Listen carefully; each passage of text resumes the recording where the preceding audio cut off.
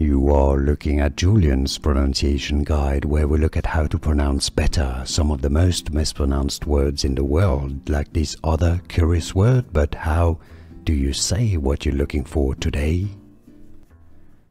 Name pronunciation. Let's learn how to pronounce it once and for all correctly. For more confusing names pronounced, make sure to stay tuned. The name of Indian origin, Sanskrit, meaning possessing drops of rain.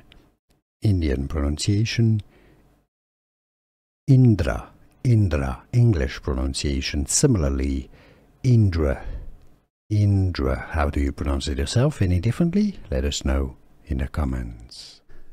Here are more videos on how to pronounce more confusing words and names too many mispronounced. Like this video if you found it useful. I appreciate your support. I'll see you soon and thanks for watching.